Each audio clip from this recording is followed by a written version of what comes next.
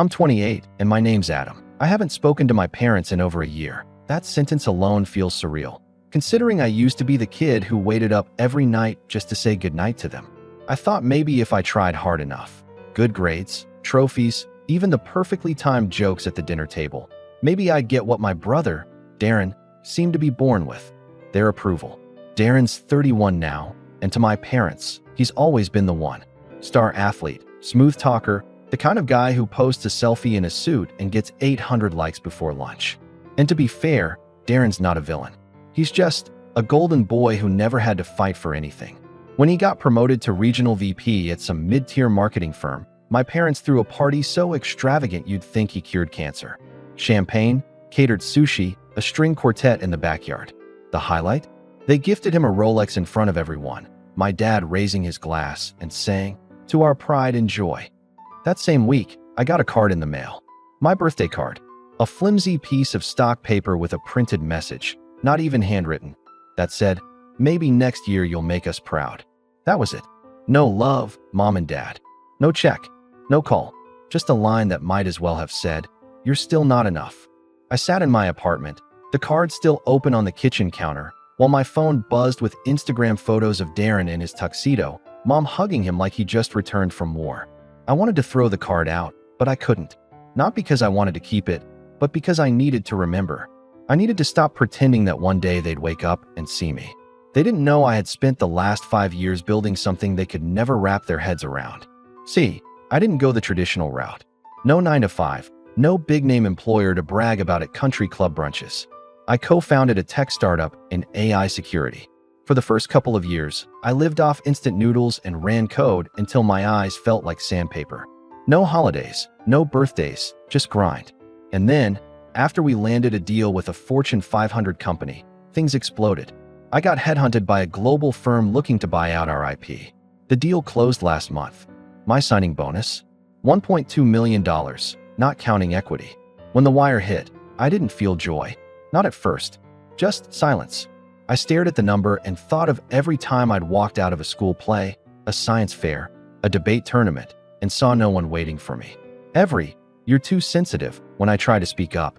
Every Christmas where Darren got the good gifts and I got socks and a lecture. I didn't even tell them about the deal. I didn't want to. Until the card showed up. Something about those 6 words, "Maybe next year you'll make us proud," flipped a switch. I didn't reply. I didn't call. I didn't even text. I just snapped a screenshot of my bank app, the bonus sitting there in 6 clean digits, and sent it to the family group chat, followed by a simple message: "No need to wait for next year." 2 days later, I got a call from my mom. I let it ring. Then a voicemail: "Hi, sweetie. Just wanted to check in. Dad and I were thinking it's been too long. Maybe you could come home for dinner soon? We'd love to catch up." Catch up? After ignoring my graduation. After skipping my move-in day when I relocated alone to San Francisco. After pretending every one of my wins was a fluke or a flurry of luck. I listened to the voicemail from a penthouse hotel room in Tokyo, where I'd flown for a spontaneous break. I was eating Wagyu in a private booth when the message came through, the city glowing outside my window like a dream I once thought I didn't deserve. I took a picture of my table, the wine, the view, the meal, and nearly sent it back with, "Sorry, I already had dinner." But I didn't. I wasn't ready to talk yet. I needed them to feel the silence, to sit in it, like I had for most of my life. I thought that would be the end of it. But then Darren texted. Just one word: "Seriously?" Followed by another: "Overkill." And that's when I realized they still didn't get it. This wasn't about revenge. Not at first. It was about finally saying, "I'm not invisible." But if they wanted to call it overkill, I could show them what that really looked like. And that was the beginning of the real story. Darren's message sat on my phone like a mosquito bite, small, but itching more by the second. Overkill?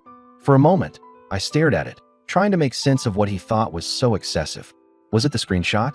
The quiet flex? Or was it the fact that I, the lesser son, had finally done something they couldn't ignore? I didn't respond, just locked my phone and pushed it face down on the hotel table. The server came back with dessert, matcha panna cotta with gold flakes, and I forced a smile. But inside, my chest was on fire. That night, I couldn't sleep. The glow of Tokyo's skyline lit the room, and I laid there wondering how it had all gone so wrong. I thought of my mom's voice on the voicemail, The way she used that same tone she always did when she wanted something. Warm, slightly rushed, a dash of guilt stirred in. It wasn't real warmth. It was performative, just like when I was 8 and made her a clay mug for Mother's Day. She smiled, set it aside, and gave it away a week later because it was too ugly to keep out. I remembered that mug more clearly than any birthday party. In the morning, I opened the group chat again. My dad had joined in now. "Your mother and I would really love to see you. Darren told us the great news. Congratulations. Let's celebrate together. Dinner Sunday. Celebrate." They hadn't celebrated me in 28 years. And now that I had money, now they were proud? I don't know what I hated more, the hypocrisy or how calmly they assumed I'd come running. I didn't reply. Not yet. Instead, I opened a file I'd been quietly working on for months. A full audit of every dollar I'd loaned or given them over the years. The car repairs I paid for when their insurance lapsed. The $14,000 I wired when Darren had temporary cash flow issues and needed help covering a down payment.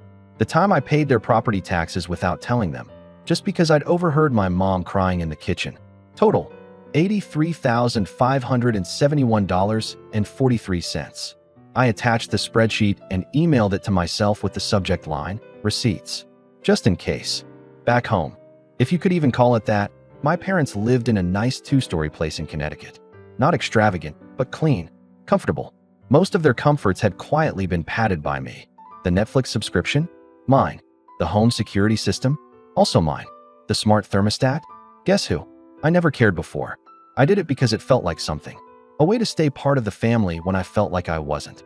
I think deep down, I thought maybe, if I kept helping, they'd see me. They didn't. But now they wanted to see me. Not the real me. Not Adam who stayed up building code, who flunked out of pre-med but found his calling in data encryption. No, they wanted to see the $1.2 million version of me. So I gave them something to look at. I booked a first-class ticket back to the States. Not for them, but for me. I needed to stand in the same house where I'd once sat at the kids' table during Darren's engagement dinner, even though I was 24. I needed to feel that silence again, just long enough to put it to rest. But I wasn't planning on staying long. When I landed, I didn't tell them. I rented a car, a matte black Audi R8, because why not? And drove past the old grocery store where I worked shifts during high school while Darren focused on sports.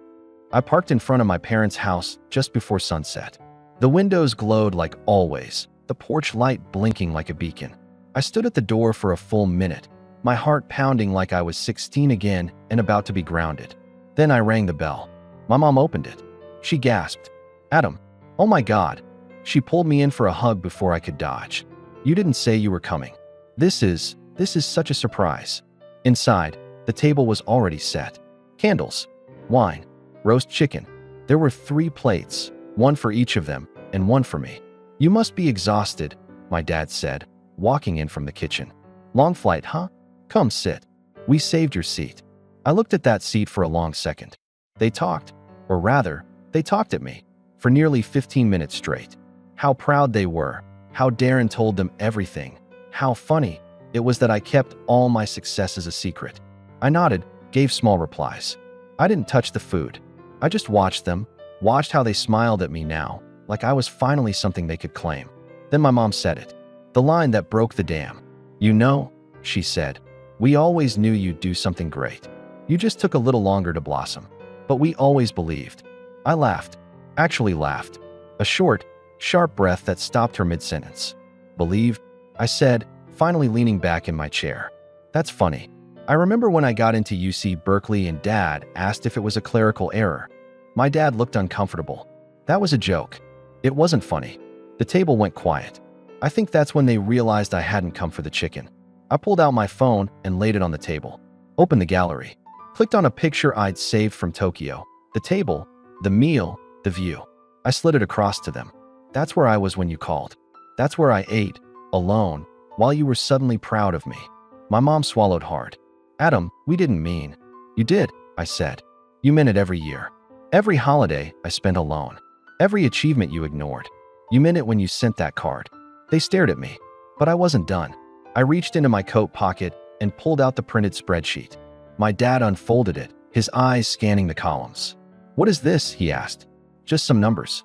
Loans, subscriptions, payments I made without asking for anything back." I met his eyes. But don't worry, this isn't a bill. I'm not here for a refund. Silence. Then my brother's voice came from behind me. Wow, Darren said, walking in late. Are you seriously making this about money now? I turned around, and for the first time in my life, I wasn't nervous around him. No, I said, you made it about money when that Rolex hit your wrist. And that's when things got interesting. Because Darren wasn't just there to catch up. He had his own reason for showing up, and it had nothing to do with welcoming me home. He dropped his car keys on the counter with a loud clack, then crossed his arms and leaned against the wall like he owned the place, like he always had. Darren had this way of walking into a room and acting like it was built for him. In high school, teachers let him get away with murder. At home, it was the same story. He was the kind of guy who'd break a window playing football in the house, and somehow I'd be the one grounded because I should have stopped him. He stared at the spreadsheet in Dad's hand, then back at me. You flew all the way here just to throw receipts in our faces? No, I said, voice calm but sharp. I flew here to see if there was anything left. Any decency. Any acknowledgement of who I am beyond what I can give you. Mom reached for my hand, but I pulled it back before she could touch me. You have no idea how hard these past few years have been on us, she said. Darren was going through so much at work, and we didn't mean to neglect you, but we had our hands full. Right, I said flatly. You were too busy watching Darren get promoted to VP to notice I was working 80-hour weeks just to keep a roof over my head. Too busy helping him shop for suits while I sold mine to make rent. Too busy choosing who to root for, and you didn't even realize you made that choice. Dad sighed, the same way he always did when I didn't back down. Adam, we've made mistakes, okay? But dragging this out, all this drama, it's not healthy. Let's move forward. I smiled bitterly. You mean sweep it under the rug? Like you always do. Darren rolled his eyes and walked over to the fridge, pulling out a beer without asking. He twisted the cap off and muttered, "Classic Adam. Always the victim." That line hit like a slap, not because it surprised me. I'd heard it 100 times, but because I realized something in that moment. He wasn't just clueless. He needed me to be the victim, because if I wasn't, then maybe he wasn't the hero. And that terrified him. I stood up slowly. You want to know what this is about, Darren? It's not the money. It's not the birthday card. It's the narrative. You got to be the golden boy because it was easier than having 2 sons you had to care about. Easier to ignore me than admit you might have been wrong. Wrong about what? He snapped. I stepped closer, calm but firm. About who's worth showing up for. That finally made my dad look up. He looked older than I remembered. Tired. Maybe he was finally seeing it. Or maybe he was just wondering how he'd lost control of the room. But before he could speak, Darren cut back in. I'm not going to apologize for succeeding, Adam. I earned that promotion. I earned their pride. You always wanted things handed to you. I laughed under my breath. You mean like the down payment I handed you? The job references I sent you back when you were finding yourself? Or do you mean the favor I called in to get you your first client so you could impress your boss and look like a miracle worker? Darren's smug expression flickered. He opened his mouth, then closed it. For the first time in years, I had taken the air out of him. And it felt heavy, not satisfying. Not triumphant, just heavy. Mom blinked like she didn't know whether to be mad at me or embarrassed by Darren. My dad put down the spreadsheet without saying a word. And that's when I knew. This wasn't going to end with an apology or some movie-style hug. This wasn't a misunderstanding to clear up. It was a pattern, one they weren't ready to break. You know what? I said, slipping my phone into my pocket. You don't have to like who I've become, but you don't get to rewrite how I got here. Adam, Mom started. Please. We're trying. No, you're reacting. Because now I'm visible. Because now I have something you think you want. Darren scoffed. Oh, come on. No, I cut in. Don't interrupt me. Not this time. I let the silence hold. No one moved. Even the wine glasses seemed to pause. I flew across the world to look you in the eyes and give you the chance to say something real. Not because I needed it, but because I used to hope for it. But you know what? I'm done hoping. Mom's eyes glistened, but she didn't cry. She'd never cry for me. Not unless it made her look like the wounded one. I took a step back, letting the tension breathe. And then Darren, tone suddenly lighter, smug again, said the worst possible thing he could have said in that moment. So what now, you gonna cut us off? Cancel the Netflix and walk away feeling like a badass? I gave him a long, unreadable look, then smiled. Oh, Darren, you really don't get it. And just like that, I pulled out my phone again, not to show them another screenshot, but something else. Something that would make Darren sit up straighter. Something that would finally, wiped that smug look off his face. But just before I opened it, my mom's phone buzzed. She glanced at the screen. Her eyes widened. Is this real? She looked up at me like she didn't recognize who I was anymore. I nodded slowly. Yep, it's already happening. And Darren, still not connecting the dots, reached for his own phone, just as his face began to change, just as the first ripple of consequences started to hit. I stood there, watching Darren's face morph from smug confidence to something I hadn't seen in him since we were kids, fear. His thumb hesitated over the screen, then tapped open the notification. And just like that, his whole posture shifted. Gone was the arrogant lean, the cocky smirk. He suddenly looked smaller, quieter, like a kid caught cheating on a test. What is this?" he asked, blinking hard. I didn't answer right away. I wanted the silence to do what words never could. My dad finally broke it. "What's going on?" I turned to him, calm and collected. "Your golden boy has a little problem. When I tried to warn him about 2 years ago, remember when I suggested he stop using company assets for personal consulting jobs?" Darren's head jerked up. "You said it was just a suggestion." "No," I said, holding up a finger. "I said it was illegal. You didn't listen."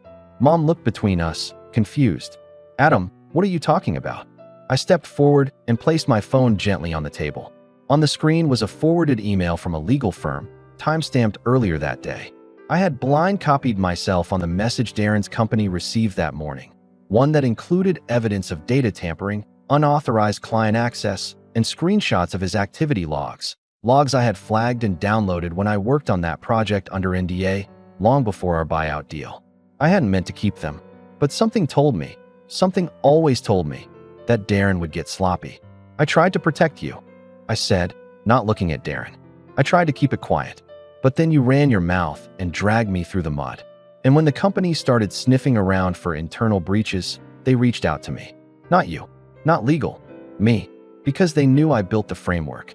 I had access to every log, every user action, every discrepancy." My dad looked at Darren, stunned. "Tell me this is a joke." Darren's mouth opened, then closed. He couldn't speak. "You made $50,000 on the side last year skimming clients," I added. "Clients that belonged to the firm. You covered it well, but you didn't cover it perfectly. And now they know." Mom gasped. "But he was just trying to get ahead. You don't understand the pressure." "No, Mom," I said, cutting her off. "You don't get to make excuses. Not anymore. Not for him. Not for you. You always told me I needed to make you proud. Well, I did. And you barely noticed. He lied, cheated, and you threw him a party." I turned to Darren. "The firm hasn't filed charges yet. They might not. Maybe they'll just quietly terminate you. Maybe they'll press for restitution. That's up to them. I've done my part. I gave them what they asked for." "You ruined me," he said quietly. "You actually ruined me." "No," I said. "You did that yourself. I just stopped cleaning up your messes." For once, he had no comeback. My dad finally sat down, staring at the untouched chicken in the center of the table like it might hold the answers. Mom kept wringing her hands, and I realized something strange. She was waiting for me to comfort her, to say it would be okay. But I didn't, because it wouldn't be. They had spent so many years planting seeds of comparison, of conditional love, of emotional starvation, and they were finally staring at the garden they grew. "I didn't come here to ruin anything," I said quietly. "I came here hoping there was something left to save. A family, a scrap of honesty. But you were all too busy polishing Darren's crown to see who was holding up the throne." I grabbed my coat from the back of the chair and slid my phone into my pocket. Darren was still staring at the screen like he couldn't believe the life he built might actually crack. My dad looked like he'd aged 10 years in 10 minutes. And my mom, she just looked lost. "I'm not angry anymore," I told them. "I'm tired. Tired of begging to be seen. Tired of pretending your approval means something. I'm done." I walked to the door. Darren's voice croaked behind me. "So that's it? You just walk away?" I paused, hand on the doorknob. "No," I said. "I run. And I don't look back." I stepped out into the cold Connecticut night, crisp air filling my lungs like freedom. The porch light flickered above me. It always did that. Dad never fixed it, said it wasn't worth the hassle. Funny, that porch light was my childhood in a nutshell. Flickering, dim, always second priority. I got in the car and turned on the engine. The Audi purred like confidence itself. As I pulled away, I glanced once in the rearview mirror. The house stood still. No one came running out. No one yelled my name. It was just still. and I felt peace for the first time in years. The next morning, I woke up in Manhattan. The skyline glinted through the windows of my new apartment, one I'd bought outright last month. Modern, minimal, silent. A place that felt like mine. No ghosts. No expectations. Just space to breathe. I poured myself a coffee and opened my email. No new messages from my parents. No calls. I wasn't surprised. That house wasn't built for apologies. It was built for silence. For denial. But something unexpected had come through.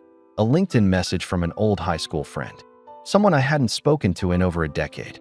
"Hey man, just wanted to say congrats. Saw the Tokyo Post. You've come a long way. Funny how the quiet kids always end up being the loudest in the end." I stared at the message for a long moment, then smiled. "Yeah, I guess we do." Later that week, I canceled the home security system, shut down their Netflix, killed the subscriptions I'd been paying for behind the scenes for years. It wasn't out of spite. It was closure. I wasn't their emotional ATM anymore. I didn't know them a thing. I also reached out to my lawyer, asked him to set up a charitable trust in my name, one that would quietly fund scholarships for kids like me, kids who grew up in the shadows, the quiet ones, the forgotten ones. He asked what I wanted to call it. I thought for a moment, then answered, "The Maybe Next Year Fund." He smiled. "Brutal." "Not brutal," I said, "just honest." And that's how it ended. Not with a scream, not with a door slammed shut, but with a quiet, steady walk away from people who only knew how to love conditionally. And this time, I didn't look back.